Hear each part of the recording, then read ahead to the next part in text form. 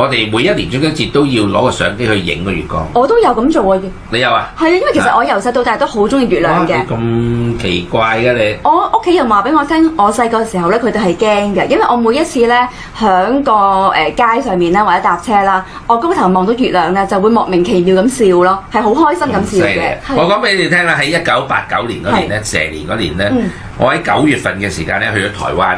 台灣南部。就去到一個叫旗山嘅地方咧，就係入咗個山裏邊做咗和尚3個月。咁我喺嗰3個月裏面咧，收咗一個咧就係即係中國失傳咗嘅一個密宗嘅大法，叫二部大法。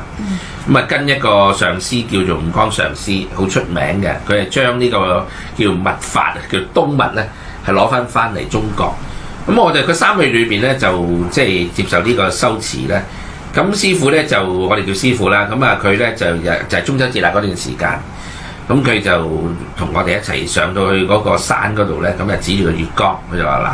你哋由而家修行人咧最緊要咧就係望住個月光，最緊要將天上嘅月光咧攞咗落嚟擺咗喺自己嘅額頭嘅位置，擺咗喺額頭嘅位置，眯埋雙眼咧就感受嗰個月光真係喺你個額頭嗰度發光，咁你就冇煩惱噶啦。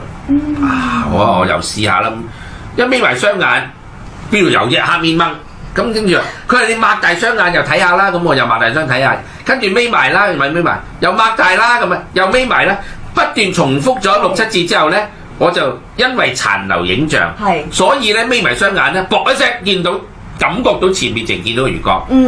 咁師傅話得啦，嗱你就係不斷咁樣擘大眯埋，擘大眯埋，咁跟住就將個月光咧凝聚咗喺你嘅額頭嘅前邊，咁然後咧你就靜心落嚟望住個月光，用個心嚟望，唔係眼，用個心嚟望，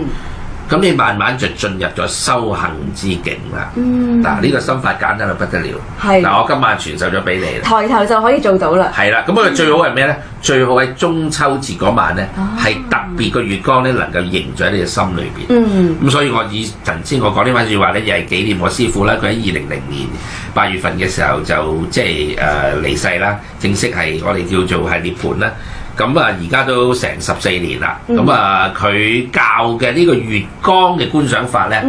到今日我都依然有教弟子。咁今次我喺電台做呢個節目咧，都快咁樣咧係教咗俾大家。咁如果大家能夠唔能夠喺中秋節，但係每個月嘅15咧，你攞個相機影咗個月光，然後放大佢擺咗喺自己嘅身邊，耐唔中望下月光，望住個圓圈咧，原來呢個就係人咧能夠提升佢嘅靈氣同埋佢嘅智慧嘅入門嘅方法嚟嘅，好簡單，但係事實係好實用。咁所以希望大家如果真係成日好煩嘅，或者好唔開心嘅，或者好 bad luck 嘅咧，你試下用呢個方法，你會突然間覺得心平氣和嘅。咁如果加埋浪聲落去，即係海洋嘅浪聲落去咧，你眯埋雙眼去睇下你心中嘅月亮嘅時候咧，亦係修行人嘅一個好嘅方法嚟嘅。咁啊，因為咧啱啱咧，琴日咧我哋講咗就係話嗰個火燃火毒咧，好多人咧即刻感覺哇大鑊啦！咁而家香港或者全世界咁多嘢啦咁，所以頭先我即刻補翻一個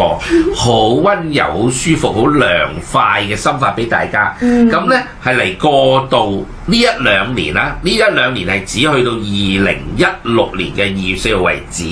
呢個火年嘅3個月先完結嘅。喺而家到2016年嘅2月4號，大家如果稍有唔舒服或者稍有不安，或者覺得有啲唔好運嘅時候，請大家用頭先我所教大家嗰個叫月輪觀嘅心法。